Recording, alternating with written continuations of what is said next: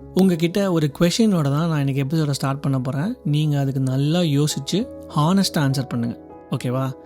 நீங்கள் எத்தனை வாட்டி உங்கள் அப்பா கிட்ட லவ் யூ சொல்லியிருப்பீங்க? சின்ன வயசுலையோ இல்லை இப்போயோ இல்லை எப்போயோ எத்தனை வாட்டி? அவங்கள நீங்கள் எத்தனை வாட்டி ஹக் பண்ணியிருப்பீங்க ஆர் அவங்க அவங்கள ஹக் பண்ணியிருப்பாங்க? நல்லா யோசிங்க. இதுக்கான ஆன்சரை எனக்கு கமெண்ட்ஸில் சொல்லுங்கள். அண்ட் இப்போது சில பேரோட மைண்ட் வாய்ஸ் எனக்கு நல்லா கேட்குது. என்னடா எனக்கு சம்மந்தமே இல்லாத ஒரு கொஷின் நீ கேட்குற அப்படின்னு நீங்கள் நினச்சிங்கன்னா உங்களுக்கு வேறு ஒரு கொஷின் வச்சுருக்கேன். சின்ன வயசில் நீங்கள் ஏதாச்சும் தப்பு பண்ணுவீங்கள்ல, அப்பா நிறைய பேர் சொல்லுவாங்க உங்ககிட்ட, இந்த மாதிரி பண்ணினா உங்கள் அப்பா கிட்டே சொல்லிடுவேன், உங்கள் அப்பா உன்னை நல்லா திட்டுவார் அடிப்பார் அப்படின்னு நிறைய பேர் சொல்லியிருப்பாங்க. அந்த மாதிரி நீங்கள் எத்தனை வாட்டி கேட்டிருக்கீங்க? இந்த 3 கொஷினுக்கான ஆன்சரை நீங்கள் யோசிச்சிட்டே இருங்க. அதுக்குள்ளே நாம் நம்மளோட எபிசோட்குள்ளே போயிடலாம். ஹலோ ஃப்ரெண்ட்ஸ், நீங்கள் கேட்டுட்ருக்கிறது ஜஸ்ட் அபவுட் எனிதிங்கோட தமிழ் பாட்காஸ்ட். என்ன நல்லா யோசிச்சிட்டிங்களா? பெரும்பாலும் எனக்கு தெரிஞ்சு லவ் யூ சொன்னதோ இல்லை ஹக் பண்ணதோ கொஞ்சம் கம்மியாக தான் இருக்கும், especially if you're a boy child. But ஆனால் அதை விட உங்கள் அப்பா கிட்டே சொல்லிவிடுவேன், உங்கள் அப்பா உன்னை மிரட்டுவார் அப்படின்ற மாதிரி கேட்ட விஷயங்கள் நிறையவா இருக்கலாம். பட் பரவாயில்ல, அதனால் தப்பு இல்லை. அந்த ஜென்ரேஷனில் அப்பாக்கள் ஜென்ரலாக அப்படி தான் இருந்தாங்க. இப்போ தான் எனக்கு இந்த 7G ரெயின்போ காலனியோட ஒரு சீன் ஞாபகம் வருது. நீங்கள் அந்த படம் பார்த்துருப்பீங்க அப்படின்னு நினைக்கிறேன். அதில் கதிருக்கு வேலை கிடச்சிருக்கும் ஹீரோண்டால். அவன் போய் அவங்க அப்பா கிட்டே சொல்லுவான், எனக்கு வேலை கிடச்சிருக்கு அப்படின்னு. அப்பா அவனை முன்னாடியெல்லாம் பயங்கரமாக திட்டிருப்பார். ஏன்னா அவன் நல்லா படிக்க மாட்டான், ஊர் சுற்றுவான், கெட்ட பழக்கங்கள்லாம் இருக்கும், அதனால பயங்கரமாக திட்டு அடிப்பார், அதெல்லாம் பண்ணுவார். ஸோ இந்த மாதிரி அவன் வேலை கிடச்சின்னு சொன்ன உடனே கூட இப்பயும் திட்டி அமுச்சு விட்ருவார். படிக்காமல் நீ ஏன் வேலைக்கெல்லாம் போகிற அப்படின்னு சொல்கிற மாதிரி திட்டி அமுச்சு விட்ருவார். அண்ட் கதிரும் போயிடுவார். அப்போது அன்றைக்கி நைட்டு அப்பாவும் அம்மாவும் பேசிகிட்டு இருப்பாங்க. அந்த அப்பாயின்மெண்ட்டோட பார்த்துட்டு ஹீரோ ஹோண்டாவில் கிடச்சிருக்கு என் பையனுக்கு வேலை, ஹீரோ ஹோண்டாவில் வேலை கிடைக்கிறதுலாம் சும்மாவா அந்த மாதிரி ஒய்ஃப் கிட்ட சொல்லிட்டு இருப்பாரு. அப்போ அவங்க ஒய்ஃப் கேட்பாங்க, இவ்வளோ பெருமையாக ஃபீல் பண்ணுறீங்களே, இதை ஏன் நீங்கள் உங்கள் பையன்கிட்ட சொல்லலை, அவங்ககிட்ட ஒரு நல்லதாக ஒரு 4 விஷயம் பேசியிருக்கலாம் அப்படின்னு சொல்லியிருப்பாங்க. அதுக்கு அவர் சொல்லுவார், இவ்வளோ நாளாக நான் அவனை அடிச்சிருக்கேன், திட்டிருக்கேன், நிறைய விஷயங்கள் பண்ணியிருக்கேன். ஆனால் இப்போ வேலை கிடச்சுன்னு சொன்ன உடனே அவனை நான் கட்டி பிடிச்சி பெருமையாக ஃபீல் பண்ணேன்னா பணத்துக்காக தான் நம்ம அப்பா இப்படிலாம் பண்ணாரில்ல அப்படின்னு நினச்சிருவான். ஸோ அதனால தான் நான் அப்படி சொல்லலை அப்படின்னு சொல்லுவார். அண்ட் அதை சைடில் கதிர் கேட்டு பயங்கரமாக அழுதுட்டுருப்பான். இந்த சீன் ஒரு பயங்கரமான மூவிங் சீன். ஏன்னா 80s 90s பிறந்த கிட்டோட அப்பா ஜென்ரலாக இப்படி தான் இருப்பாங்க. இதே மாதிரிலாம் அடிக்கலாம் மாட்டாங்க, கொஞ்சம் ஸ்ட்ரிக்டாக இருப்பாங்க, நிறையா பேச மாட்டாங்க, நேராக நிறைய விஷயங்கள் சொல்ல மாட்டாங்க. ஆனால் பின்னாடி போய் பெருமைப்படுவாங்க, ஃபேஸ்க்கு முன்னாடி எதையும் சொல்ல மாட்டாங்க. அண்ட் நான் அந்த கொஷின்ஸ்லாம் ஃபஸ்ட்டு உங்கள்கிட்ட கேட்கும்போது இந்த சீன் எனக்கு டக்குன்னு ஞாபகம் வந்தது. அதனால தான் நான் உங்களுக்கு ஷேர் பண்ணோம் அப்படின்னு நினச்சேன். So hopefully you also can recollect உங்களோட டேட்ஸ் நீங்கள் எப்படி இந்த மாதிரி இன்ட்ராக்ட் பண்ணியிருந்தீங்க இந்த மாதிரி விஷயங்கள்லாம் அப்படின்ட்டு. இப்போது நம்ம அப்பாக்கள் பற்றி 1-2 இன்ட்ரெஸ்டிங்கான விஷயங்கள் நான் ஷேர் பண்ணுறேன், இன்க்ளூடிங் மை செல்ஃப். நம்மளோட அப்பாக்கள் ஒரு இன்விசிபிள் டைம் ஜோனில் தான் இருந்திருப்பாங்க. நாம் காலைல எழுந்திரிச்சு ஸ்கூல் போகிறதுக்கு முன்னாடி அவங்க ஆஃபீஸ் போயிடுவாங்க, நைட்டு தான் திரும்பி வருவாங்க. வரும்போது அவங்க ரொம்ப டயர்டாக இருப்பாங்க, ப்ளஸ் அவங்களோட வேலையை பார்த்துட்டே இருப்பாங்க. அந்த நேரத்தில் நாமளும் தூங்கிடுவோம், பிகாஸ் நெக்ஸ்ட் டே ஸ்கூலுக்கு போகணும்ல. இன்ட்ராக்ஷன் ரொம்ப கம்மியாக தான் இருக்கும். அண்ட் அப்படியே நம்ம அவங்க கூட இன்ட்ராக்ஷன் பண்ணும்போது அந்த இன்ட்ராக்ஷன்ஸ் ஒரு ஃபன்னாக ஒரு ஃப்ரெண்ட்லியாக அவ்வளோவா நிறைய இருக்காது. பட் ஜென்ரலாக ஜாலியாக உட்காந்து ஒரு அம்மா கிட்ட நீங்கள் எப்படி பேசுவீங்க அந்த மாதிரி நிறைய இருக்காது. Maybe it might have been different for girl kid. In fact இப்போ எனக்கு இன்னொரு இன்சிடென்ட் ஞாபகம் வருது. நம்மலாம் சின்ன வயசில் மார்க் ஷீட்ஸ் காமிப்போம், கரெக்டாக? அதில் சைன் வாங்கிட்டு போனோம், ரிப்போர்ட் கார்டு எல்லாமே. நல்ல மார்க் இருந்தால் அப்பா அம்மா 2 பேரும் பார்ப்பாங்க, சைன் போடுவாங்க, சந்தோஷமாக இருக்கும்.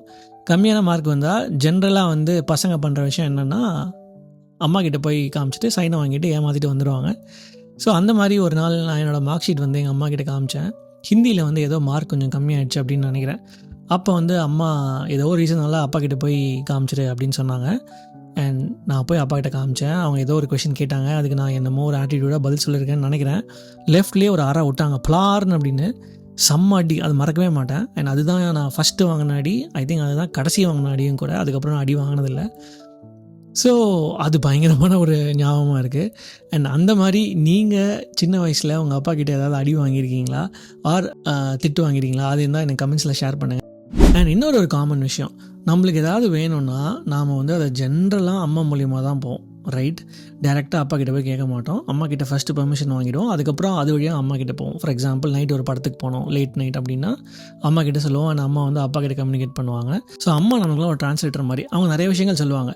உங்கள் அப்பா இன்றைக்கி உன்னை பற்றி பெருமையாக சொன்னார், உங்கள் அப்பா உனக்கு பார்த்து பார்த்து இதை வாங்கிட்டு வந்தார், உங்கள் அப்பா நீ இப்படி இருக்கே அப்படின்னு சொல்லி கவலைப்படுறாரு அப்படின்னு நிறைய விஷயங்கள் அம்மா மூலியமாக தான் வரும். நம்மளோட அப்பாவோட அன்பை நாம் சப்டைட்டில் மூலியமாக தான் தெரிஞ்சுக்கிட்டோம். அந்த சப்டைட்டில் எழுதுனது யார் தெரியுமா? நம்மளோட அம்மா தான். அப்படி ரொம்ப குவைட்டாக இருந்த நம்ம அப்பாவுக்கும் நம்மளுக்கும் நடுவில் நின்று அந்த அப்பாவோட அன்பை நம்மளுக்கு டிரான்ஸ்லேட் பண்ணி கொடுத்தது யாருன்னா நம்மளோட அம்மாவோட குரல் தான். பட் ஆனால் அந்த ஜென்ரேஷனில் அப்பாக்கள் வந்து அன்பை ஒரு டிஃப்ரெண்ட்டாக வந்து காமிப்பாங்க. இப்போ ஃபோனில் பேசும்போது நிறையாலாம் பேச மாட்டாங்க. டக்குன்னு வந்து ஹலோ எப்படி இருக்க, சாப்பிட்டியா, சரி அம்மா கிட்ட கொடுக்குறேன் அப்படின்னு சொல்லிட்டு போயிடுவாங்க. அவ்வளோதான். அதில் ஒரு பயம் இருக்காது, ஒரு நிறையா வளவலன்னு பேச்சு இருக்காது. அண்ட் அந்த ஒரு 2-3 வார்த்தையில் அவங்களோட வந்து கேரை வந்து அவங்க காமிச்சிட்டு போயிட்டே இருப்பாங்க. அதேமாதிரி நீங்கள் வீட்டுக்கு லேட்டாக வந்தால் கூட தூங்க மாட்டாங்க அவங்க. ஆனால் தூங்குற மாதிரி கண்ணு மூட்டிருப்பாங்க. நீங்கள் வந்து சேர்ந்ததுக்கப்புறம் தான் அவங்க வந்து தூங்குவாங்க. அதே மாதிரி நீங்கள் பைக்கில் போகும்போது மெதுவாக போ அப்படின்னு ஒரே ஒரு வார்த்தை தான் சொல்லுவாங்க. அந்த ஒரு வார்த்தையில் அவங்களோட கேர் வந்து நமக்கு தெரிஞ்சிடும். அதுக்கு மேலே அதிகமாக வார்த்தைலாம் பேசவே தேவையில்லை. அண்ட் அவங்க வந்து லவ் யூலாம் அவ்வளோவா சொல்ல மாட்டாங்க. ஆனால் இந்த சாப்பிட்டியா, இந்த ஒழுங்காக போ, இந்த படி, இப்படி சொல்கிற விஷயங்கள் தான் அவங்களோட வந்து ஒரு லவ் யூ. சரி, இதெல்லாம் ஒரு பக்கம் இருக்கட்டும். கொஞ்சம் கண்ணை மூடி யோசிச்சு பாருங்கள். உங்கள் அப்பாவோட முகம் உங்களுக்கு டக்குன்னு ஞாபகம் வருதா? உங்கள் அப்பாவோட கைகள் உங்களுக்கு ஞாபகம் வருதா? அந்த வேலை செஞ்ச கைகள், கஷ்டப்பட்டு உழைச்சி கொஞ்சம் ரொம்ப ரஃப்பாக இருக்கிற அந்த கைகள் உங்களுக்கு ஞாபகம் வருதா? இல்லைனா அவங்க நைட்டுக்கு வீட்டுக்கு வரும்போது ஒரு விதமான ஒரு சவுண்டு வரும் கூடவே. ஒரு சைக்கிளில் வந்தாங்கன்னா பெல் அடிப்பாங்க, ஒரு ஸ்கூட்டரில் வந்தாங்கன்னா அந்த ஸ்கூட்டர் டொப்படப்படப்படன்னு ஒரு சத்தம் போடுற சவுண்ட் இருக்கும். ஆர் அவங்க வீட்டுக்குள்ளே வந்து ஒரு கதவை திறக்கிற சத்தம். அந்த மாதிரி வந்து அவங்க வரும்போது நடக்கிற அந்த விஷயங்கள் வந்து உங்களுக்கு ஞாபகம் வருதா? நம்மளில் நிறைய பேருக்கு அப்பா வந்து அப்படி தான். அவங்க ஒரு முகம் இல்லை, ஒரு சத்தம், ஒரு நிழல், ஒரு சில்லோட் மாதிரி. காலையில் நம்ம முழிக்கிறதுக்கு முன்னாடி போகிறவங்க, நைட்டில் நம்ம தூங்குனதுக்கப்புறம் திரும்பி வர ஒரு அன்பான நிழல். அண்ட் இந்த ஜென்ரேஷனில் வந்து நாம் டேட்ஸ் வந்து ரொம்ப நிறைய க்ளோஸ் ஆகிட்டோம். பசங்க கூட நிறையா ஃப்ரெண்ட்லியாக இருக்கோம், நிறையா விளையாடுறோம், ரொம்ப வந்து அவங்களோட இன்வால்வ்டாக இருக்கோம், நிறைய விஷயங்கள் பண்ணுறோம், ஒரு ஃப்ரெண்டு மாதிரி கிட்டத்தட்ட இருக்கோம். பட் ஆனாலும் ஸ்டில் அந்த ஸ்ட்ரிக்ட் வைப்ஸ் முன்னாடி இருக்கும்ல. ஏதாவது ஒரு ப்ராப்ளம்னா அந்த மிரட்டுற ஒரு வைப்ஸ் இருக்குல்ல, அது மட்டும் இன்னும் போவே இல்லை அப்படின்னு நினைக்கிறேன். சரி, நான் சொன்ன மாதிரி நாம் நம்ம பசங்கக்கிட்ட இப்போ வந்து லவ்வை வந்து வெரி ஈஸியாக நம்ம காமிச்சிடுறோம், நல்லா எக்ஸ்ப்ரெஸ் பண்ணுறோம், அதெல்லாம் ஓகே. ஆனால் நம்மளோட அப்பாக்கள் அன்னைக்கு காமிச்ச அந்த சைலண்ட்டான லவ் வார்த்தைகளாக இல்லாமல் நம்ம மனசுக்குள்ளே என்னவா நிற்குது தெரியுமா? இப்போது என்னோடய அப்பாவை பற்றி ஒரு விஷயம் சொல்கிறேன். இது வெறும் ரெசிலியன்ஸ் மட்டும் இல்லை, இது ஒரு மனுஷனோட அன்பு வந்து எவ்வளோ பெருசுன்னு காமிக்கிற ஒரு விஷயம். இந்த மாதிரி உங்களுக்கும் உங்கள் அப்பா பண்ணியிருப்பாங்கன்னு நினைக்கிறேன். So it's just a way to recall that. என்னோடய தம்பியோட கல்யாணம் நடந்துட்டு இருந்தது. அதை முடிச்சுட்டு நாங்கள் வந்து ஒரு ஊர்லேருந்து இன்னொரு ஊருக்கு வந்துட்டுருக்கோம். பஸ்ஸில் வரோம், சொந்த பந்தம் எல்லோரும் சேர்ந்து வந்துட்டுருக்கோம். எங்கள் வீட்டுக்கிட்ட வரும்போது டிரைவர்கிட்ட போய் எங்கள் அப்பா ஏதோ சொல்லணுன்னு பக்கத்தில் போகிறாரு. அப்பன்னு பார்த்து டிரைவர் டக்குன்னு பிரேக் போட்டார். எங்கள் அப்பா வந்து கீழே கையை எங்கேயோ வச்சுட்டாங்க. என் கட்டை விரல் வந்து ஃப்ராக்சர் ஆகிடுச்சு. அன்றைக்கி ஈவினிங் ஊரில் ரிசப்ஷன். கையில் வந்து பயங்கர பெயின். அவர் என்ன பண்ணார் தெரியுமா? யார்கிட்டையும் ஒரு வார்த்தை கூட சொல்ல, ஒரு ஆயின்மெண்ட்டை தடவிட்டு டக்குன்னு மாத்திரையை வாயில் போட்டு ரிசப்ஷனில் எல்லா வேலையும் எடுத்து செஞ்சார். தூக்கிறது, பார்க்கறது, எல்லாரையும் வரவேற்கிறது, எல்லா வேலையும் அந்த எலும்பு முடிஞ்ச கையோட. 2 நாளைக்கு அப்புறம் தான் ஃப்ராக்சர் அப்படின்னு எங்களுக்கு தெரியவே தெரியும். அண்ட் நீங்கள் யோசிங்க, ஒரு மனுஷன் வந்து அவங்களோட கையில் ஃப்ராக்சர் ஆகிருந்தோம், தன்னோட வலியை வந்து ஒரு நிமிஷம் கூட நினைக்காம தன்னோட பிள்ளையோட அந்த நாள் வந்து கெட்டு போயிடக்கூடாது அப்படின்னு வந்து வேலை செஞ்சாங்க. அது வெறும் பிரேவரி இல்லை, அது வெறும் ரெசிலியன்ஸ் மட்டும் இல்லை. அது அந்த மாதிரி ஒரு லவ் வந்து நம்மளால் வந்து செய்யவே முடியாது ஆக்சுவலி இப்போ இருக்கிற நிறைய பேரால். அந்த தலைமுறை அப்பாக்களுக்கு அவங்களோட வலி எப்போவுமே கடைசி தான். வேலை, குடும்பம், பிள்ளைங்களோட எதிர்காலம் இதெல்லாம் தாண்டி கடைசியாக இடம் இருந்தால் மட்டும்தான் அவங்க உடம்பை பற்றி யோசிப்பாங்க. எனக்கு வலிக்குது அப்படின்னு ஒரு நாள் அவங்க வாயை திறந்து சொன்னதே இல்லை. ஏன்னா அவங்களுக்கு அவங்களோட வலி பாயிண்ட் இல்லை, நாம் நல்லா இருக்கணுன்றது மட்டும்தான் பாயிண்ட். அன்றைக்கி நம்ம அப்பாக்கள் அப்படி இருந்தாங்க சரி, ஆனால் இன்றைக்கி இருக்கிற அப்பாக்கள் மேலே இருக்கிற ப்ரெஷர் இருக்கே, அது ஒரு தனி ரகம். நாம் எல்லாருமே நம்மளோட கிட்ஸ் கூட ரொம்ப க்ளோஸாக இருக்கணும், ஃப்ரெண்ட்லியாக இருக்கணும் அப்படின்னு வந்து ஒரு கான்ஷியஸ் எஃபர்ட் எடுக்கிறோம். அண்ட் அது வந்து வெல்கம் சேஞ்ச், நான் முன்னாடியே சொல்லியிருந்தேன். பட் ஆனால் இதுக்கு பின்னாடி ஒரு பயங்கரமான யதார்த்தம் இருக்குது. இன்றைக்கி நாம் ஒரு சாண்ட்விச் ஜென்ரேஷன் டேட்ஸ்.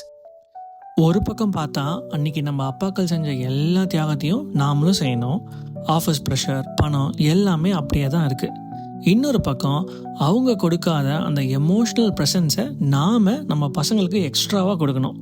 ஆனால் இது எல்லாத்துக்கும் நடுவில் நம்ம படுற கஷ்டத்தையோ உள்ளே இருக்கிற பயத்தையோ வெளியில் போய் சொல்கிறதுக்கு ஒரு ஸ்பேஸ் இன்னும் சுத்தமாக கிடைக்கல.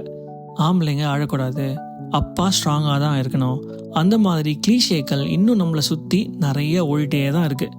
ஸோ நம்மளோட வல்னரபிள் சைடை யார்கிட்டையும் காமிக்கிறதுக்கு ஒரு ஸ்பேஸ் இல்லாமல் ஒரு ப்ரெஷர் குக்கர் மாதிரி தான் இருக்கும். அதாவது நம்மளோட அப்பாக்கள் வந்து அந்த காலத்தில் எப்படி அவங்கள கடைசியாக வச்சாங்களோ இன்றைக்கி நாமளும் அதே மாதிரி தான். நம்மளோட டயர்ட்னஸ், நம்மளோட மென்டல் ஸ்கார்ஸ், இது எல்லாத்தையும் நம்ம கடைசியாக தான் வச்சுக்கணும். ஆனால் இவ்வளவு ப்ரெஷர்லேயும் நம்ம ஒரு மிகப்பெரிய விஷயத்தை மாற்றிருக்கோம். அது என்னென்னா, நம்மளோட லவ்வை நாம் வாயை தொடர்ந்து நம்ம பசங்கிட்ட சொல்ல பழகிருக்கோம். இப்படி நான் ஒரு கான்ஷியஸ் எஃபர்ட் எடுத்து என் பையன் கூட இருந்தனால தான் என்னவோ அவன் ஒரு நாள் சொன்ன விஷயம் எனக்கு ரொம்ப மனசில் நிற்கிது. ஒரு நாள் அவனுக்கு உடம்பு சரியில்லை. ஒரு 2-3 days பயங்கர ஃபீவர். நான் நைட் அடிக்கடி முழிச்சு அவனை வந்து பார்த்து மருந்து கொடுப்பேன். அவனுக்கு பக்கத்தில் வந்து வாமாக உட்காந்து அவனை வந்து கம்ஃபர்ட் பண்ணேன், எல்லாம் சரியாக போயிடும் அப்படின்ட்டு. அதெல்லாம் அவன் நோட் பண்ணி ஒரு நாள் சொன்னான், அப்பா thank you for taking care of me, I love you அப்படின்னு சொன்னான். அண்ட் அது வந்து அவன் நான் பண்ண விஷயங்களை உணர்ந்து சொன்னது எனக்கு நல்லா புரிஞ்சுது. And it was pretty moving. ஏன்னா he understood the amount of effort I put in that. இதுலேருந்து நான் எடுத்துக்கிறது ஒரே விஷயம்தான், என் அப்பா, நம்ம அப்பாக்கள் நம்ம மேலே வச்ச அதே அன்பு தான் நம்மளோட பசங்க நாம் அவங்க மேலே வச்சுருக்கிறதும். ஒரு டிஃப்ரென்ஸும் பெருசாக இல்லை. அண்ட் அதே மாதிரி அப்பாவோட முறிஞ்ச எலும்பில் இருந்த அதே அன்பு தான் என் பையனோட லவ்யூலையும் இருந்தது. மாறினது ஒன்று தான், அந்த அன்பு இத்தனை வருஷம் கழித்து பேச கற்றுக்குச்சு. நம்மள நிறைய பேர் நம்ம அப்பா கிட்ட இன்னும் அந்த ஐ லவ் யூ அப்படின்ற ஒரு வார்த்தையை சொல்லவே இல்லை. சிலருக்கு அவங்க அப்பா இப்போ அவங்க கூட இல்லவே இல்லை. ஸோ இந்த ஃபாதர்ஸ் டே அந்த ஒரு வார்த்தையை போய் அவங்கள்ட்ட சொல்லுங்கள். லேட்டாக இருந்தாலும் பரவாயில்ல, லேட்டஸ்ட்டாக போய் சொல்லுங்கள். ஏன்னா அவங்க வாழ்நாள் முழுக்க அதை சொல்லாமல் வெறும் ஆக்ஷனில் நம்மளுக்கு செஞ்சு காமிச்சாங்க. ஆனால் இது நம்மளோட டர்ன். இப்போ நாம் அவங்களுக்கு இதை சொல்லி காமிப்போம், செஞ்சும் காமிப்போம். ஹாப்பி ஃபாதர்ஸ் டே. இந்த எபிசோட் கேட்டுட்டு இருக்கும்போது உங்களுக்கு உங்கள் அப்பாவோட ஞாபகம் கண்டிப்பாக வந்திருக்கும். சின்ன வயசில் உங்கள் அப்பா உங்களுக்கு வச்ச செல்ல பேர் என்ன? இல்லை உங்கள் அம்மா உங்ககிட்ட சொன்ன அந்த சப்டைட்டில் வரிகள் ஏதாவது ஞாபகம் இருக்கா? இருந்தால் மறக்காமல் கமெண்ட்ஸில் ஷேர் பண்ணுங்கள். உங்களோட இன்ட்ரெஸ்டிங்கான ஸ்டோரிஸ் எல்லாம் நான் படிக்கிறதுக்கு வெயிட் பண்ணிட்டே இருக்கேன். இந்த எபிசோடை கேட்டதுக்கு ரொம்ப நன்றி. உங்களோட கருத்துக்களை கமெண்ட்ஸில் பதிவு பண்ணுங்கள். உங்களை சீக்கிரமாக இன்னொரு எபிசோடில் நான் மீண்டும் சந்திக்கிறேன். Until then, thank you so much.